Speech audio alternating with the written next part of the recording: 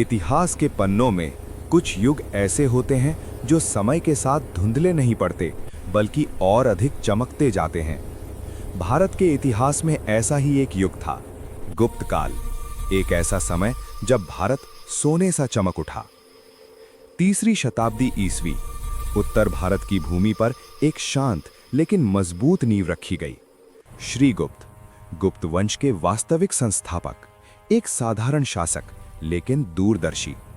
उनके शासन में कोई विशाल साम्राज्य नहीं था, पर भविष्य की मजबूत आधारशिला अवश्य थी। श्रीगुप्त के बाद आए घटोत्कच। उन्होंने इस वंश को स्थिरता दी और फिर इतिहास ने करवट ली। इसके बाद सिंहासन पर बैठे चंद्रगुप्त प्रथम, वही शासक जिसने उस नींव को एक विशाल साम्राज्य में बदल दिया। लिच्छवी राजकुमारी से विवाह, राजनीतिक शक्ति का विस्तार और महाराजाधिराज की उपाधि। यहीं से गुप्त युग ने स्वर्ण रूप लेना शुरू किया। फिर आया उसका पुत्र समुद्रगुप्त। तलवार की धार और वीणा की मधुरता दोनों एक ही हाथ में। विजय यात्राएं, अश्वमेध यज्ञ और अपराजेय पराक्रम। इतिहासकारों ने उसे कहा भारत का नेपोलियन।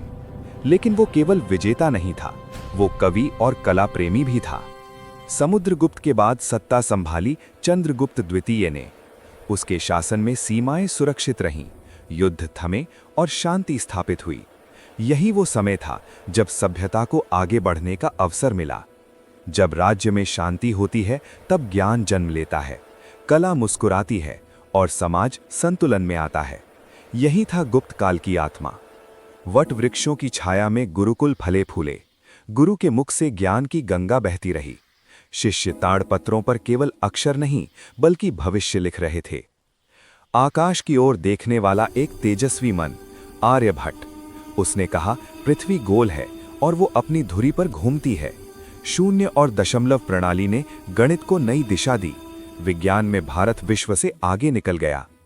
नालंदा विश्वविद्यालय, ज्ञान का महासागर, जहां चीन, कोरिया और अरब से आए विद्यार्थी एक ही स्वर में कहते थे, भारत विश्वगुरु है। कला ने यहां स्वर्ण रूप धारण किया। अजंता की गुफाएं, पत्थरों पर उकेरी गई कथाएं, हर चित्र, हर रंग, हर रेखा ध्यान और करुणा से भरी हुई। मूर्ति कला में भी वही शांति दिखाई दी। बुद्ध की मूर्तियां, बंद आंखें, स्थिर मुख और भीतर उतरता मौन, मानो स्वयं आत्मा ध्यान कर रही हो। शब्दों की दुनिया में कालिदास का उदय हुआ। अभिज्ञान, शाकुंतलम और मेघदूत। संस्कृत साहित्य अपने शिखर पर पहुंच गया। शब्द अमर हो गए। अर्थव्यवस्था समृद्ध थी। सोने के सिक्के प्रचलन में थे, बाजार भरे हुए थे। भारत का व्यापार रोम, चीन और दक्षिण पूर्व एशिया तक फैला हुआ था।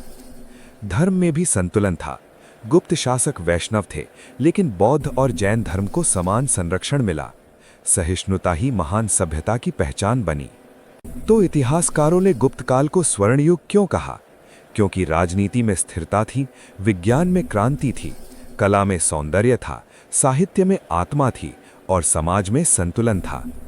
गुप्त काल समाप्त हुआ, लेकिन उसकी रोशनी कभी बुझी नहीं। आज भी वो भारत की आत्मा में जीवित है, क्योंकि जब ज्ञान, शांति और संस्कृति साथ चलते हैं, तब इतिहास स्वर्ण बन जाता है।